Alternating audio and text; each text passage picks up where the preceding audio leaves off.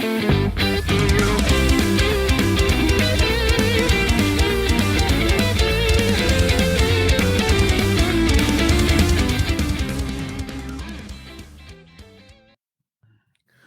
is happening? It's the Nintendo Powercast special Pokemon edition with co-host DJ. What's going on? Hey, how's it going? Glad to be back. Excited to talk some Pokemon. Excited to talk some Pokemon. We've got we got some feedback from a few people. Really enjoyed the Pokemon episode, so we're gonna keep these going. But before we do, I want to let you guys know about Immortal Prime, which is our marketing and talent agency. You can go to immortalprime.com if you need to grow your business online through SEO and maybe a website or website refresh. And we are also going to be offering coaching for content creators. So if you want to be able to grow your following and learn how to monetize, this is going to be for you. There's going to be a landing page on immortalprime.com coming soon. So stay tuned for that. Of course, there's the Discord and 64josh.com/Discord if you want to come talk Pokemon with other Pokemon fans or just play other Nintendo games. We are all there chatting. And lastly, there is a Patreon, patreon.com/Nintendo Powercast, where you can get all of the episodes without ads and even some bonus episodes that are a little less family friendly, if you will. So there you go. With that out of the way, we're going to get into some Pokemon news. First up is Splatoon 3 and Pokemon are coming together. And so on November 11th, there's going to be a Splatfest that is going to feature Leaf, water, and fire, and the community is going to get to decide which one wins. I love that you called it Leaf.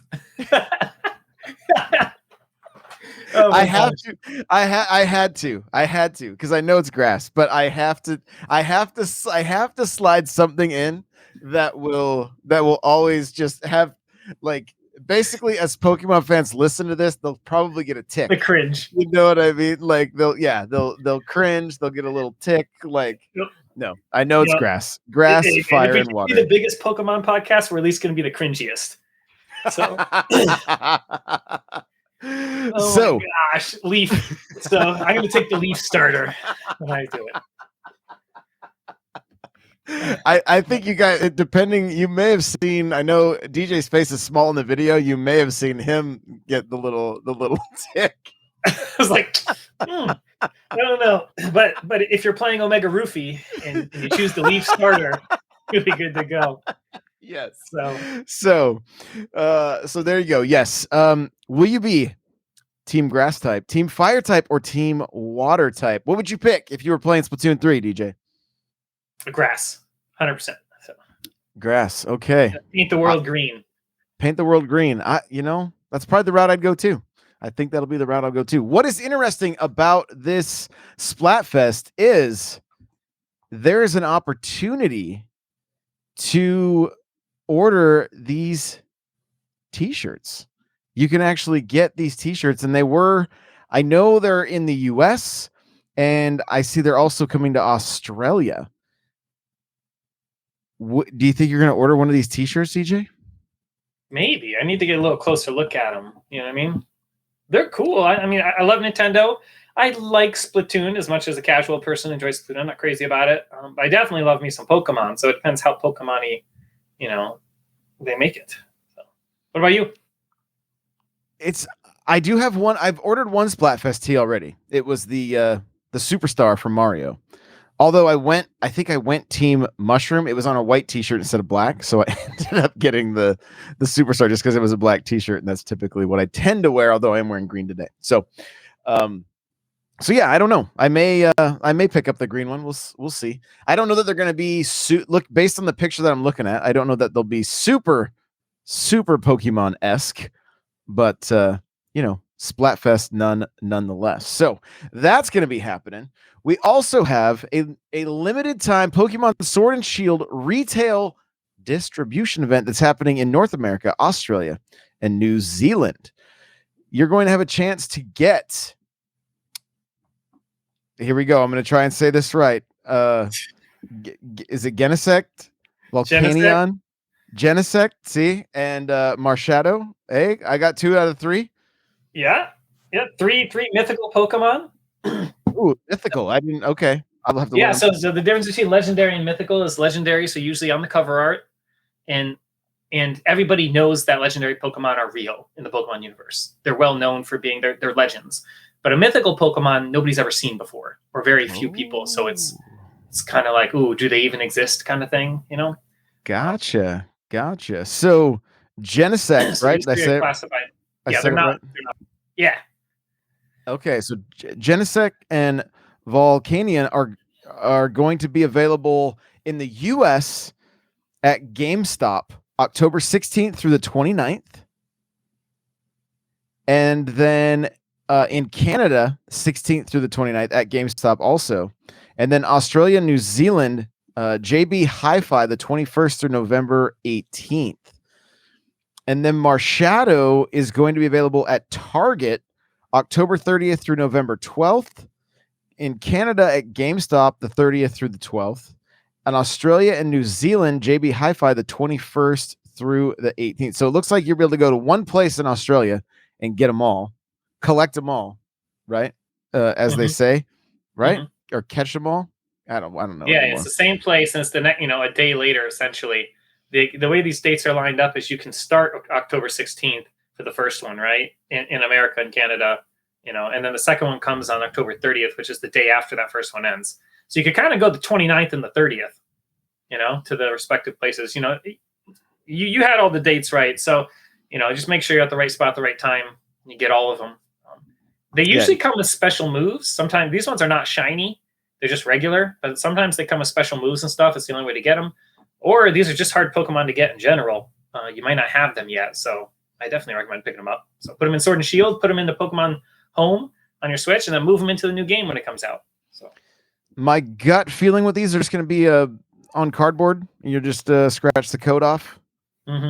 Is my gut feeling, because I know in the past for I think Ultra Moon or something, or I think I have a handful of these cards that they're like, here, these were left over, and they'd always give them to me. So yeah, so there you go. If you're still playing Sword and Shield and you want to get a hold of these, you will be able to.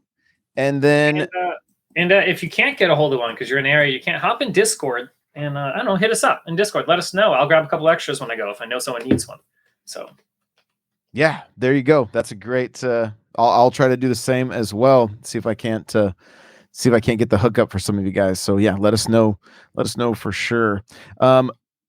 Moving forward, we had a new trailer, and it kind of talks about the different storylines, and it also gets into one of the new Pokemans, Evolutions? as people love when I say Pokemans. I'm going to let you take that away. Talk about the 3 storylines and the new evolution. Yeah, so we got a Girafarig is now going to evolve into Farigiraf. So they kind of swap the G's and the F's on his name, and he looks awesome. If you're familiar with that Pokemon, he's a giraffe, and he has a fake head on his rear where his tail would be, kind of like decoy from his actual head. But now instead of having 2 heads, one on each side, the rear head has become armor over top of his primary head. So he looks really cool. Oh, he's on screen right now. So as we're talking, I could not have timed that better. He looks awesome. I'm super excited. What this means is he gets improved stats. He gets new moves, new abilities. He could actually become competitively viable now. It's a new typing and everything. It's so awesome when they take an old Pokemon who really had 0 competitive viability and there's really no reason to use him in the game, and they give him a new evolution or a new form or something like that. Now we can actually be excited to use him, and maybe he'll see some play beyond, a playthrough, actually competition-wise. So it'd be cool. And some different abilities too, that eating two berries. Right? Yeah. You eat the same berry twice, right? So if he eats a berry that reduces the effectiveness of ice type moves, and someone shoots him with an ice type move, it'll eat the berry. And next turn, if they try again, he'll re-eat the same berry. So what that does, it really deters you from using a super effective move against him if he's running that kind of berry. Or there's some berries that increase his attack or speed. So, and they might even give us some new berries we haven't heard of yet. So you could get that stat boost twice. So that actually is a really good ability. And then there's a second ability too. I forget off the top of my head, but it was also competitively viable. It's kind of a remake of an older ability. So yeah, he could be definitely fun to play with. And then let's get into the storylines. I want to check out that. I'm going to find that last move because I remember a friend of the show. I think it's Darth Valdo over on TikTok. Very go check out his Pokemon TikToks. He's got lots of good stuff. It's called Armor Tail. So that's what it is. So which makes them. Oh, okay. Enemies cannot use priority moves. So if you have a move that always goes first, like Quick Attack, or something like that, or Extreme Speed, you can't use it against him. It removes the priority. You can still use the move, but you won't go first. Those are moves that would normally always go first. So that's cool. So that helps him to, I don't know, outspeed stuff. That the only, if he already outspeeds it, they can't use priority against him. He's going to win, which is cool. So both of those are very competitive abilities. And then let's see, the trailer also talked about a few other things. I mean, it showed us the TM machine, allows you to create TMs. I'm not sure. That seemed kind of like redundant, TM machine. But I mean, I guess that's what they're calling it. So you can knock out Pokemon and collect resources and craft TMs now. Instead of just having to find them in the wild or purchase them, you can also craft them now. So that's cool. It'd be a new thing to grind, a new thing to do in the open world. And I think they kind of have to add that sort of stuff since it's being more open world. They need more stuff to do, essentially grindy stuff that allows you to go out and do it repeatedly to spend time on in an open world. The other thing is they added a picnic mode to the game, which they've had camping and picnic style modes before. So, but this allows you to send out Pokemon and take photos of them. It looks like you can wash them based on what we're seeing on the screen right now. You can, man, we could almost not time this better right now. This is fantastic. You can even find Pokemon eggs. So who knows what that means? In past games, you found eggs before. There was one version where you could actually find an egg. It could be something random. And there's lots of versions where you find an egg and hatch it, and you don't know what it is until you've played the game once. But it's always cool to kind of get surprises. So this looks like you can find eggs. They didn't release all the details on it yet. They just haven't. So we'll find out exactly what that means. But maybe extra Pokemon would show up that you normally wouldn't see on your playthrough. And I don't know, taking pictures and stuff. It's for some people. It looks like you can make sandwiches too. Yeah, I'm excited to make some sandwiches to add tomatoes to my cherry tomatoes. I mean, that's and little cucumbers. That's the play, I think. I mean, I like this. I think making sandwiches is definitely more on point because they've made different stuff in past games, usually dependent on the culture and the area the game is trying to portray. And so this, being Spain, I guess they're making sandwiches. I don't know if sandwiches are really big in Spain, but they are in this game. Let's, maybe Subway's big everywhere. I don't know. Not a sponsor. And the taking selfies, they have a big social media thing they're going for to try to make it look modern. You were just telling me about the other thing they dropped this morning. They show a social media influencer. Yeah, there's an influencer who is a gym leader, and the YouTube video is asking everybody to guess what her Pokemon is. So I've seen some guesses that were Jigglypuff. It looks like the clips in her hair are like that like basketball magnet Pokemon. I'm not sure what his name is, but he's got. I think we just saw DJ cringe again. I don't know what you mean when you say that. Like, he's talking like Magnemite or something. Like, there you go. That's it. That's it. Okay. It looked like she had him in her hair. So that would be cool. That's So who knows what's happening there? But yeah. But then the last we got 3 storylines. Huh? Yeah. So I think we saw a little bit in this trailer. We definitely saw a little bit in the last trailer too. There are 3 storylines. That's normal for every Pokemon game. There's always multiple stories, but usually you have to do them all at the same time, or one of them interrupts the other one. So with the open world, it looks like you might get to kind of choose what order you do them in. I'm not sure if they'll lock you out from continuing one story until you've done the other one, because that's kind of how they've done it in the past. But the 3 stories are like your gym test, where you have to collect the gym badges. And they introduced this thing called gym tests, which is a non-violent way of proving your skill. So it could be something like herding a bunch of Pokemon together, finding them around town and bringing them back. and then you prove, something, and now you get to go battle the gym. So that's cool. It's like every game kind of has pre-gym tests, whether it's a puzzle to solve or something. So they're calling them gym tests now, like a puzzle. And then so you do that, you get your 8 gym badges or whatever. And then there's the Starfall Street. So this looks like you're fighting rebellious students, because you're a student at a school in this. So their students have fallen out of school, and so they're like the bad guys. And you kind of like Team Rocket, but not, and then they have the Path of Legends. So I'm not really sure if that has to do with legendary Pokemon, but you can collect herbs and heal Pokemon, and you fight these Titan Pokemon, which are like giant versions of normal ones, on your culinary quest. So that's interesting. So it seems like there's gonna be a lot to do. Yeah, I would hope so, right? I mean, with an open world game like this, they got to give you a lot to do. You're gonna be able to fly over everything and ride. Look at it. The trailer's ending too, just as we cover up all the talking points on this. So that's pretty good timing. There you go. There you go. I'm going to take it back just a little bit. Oh, come on. We don't need. You don't need.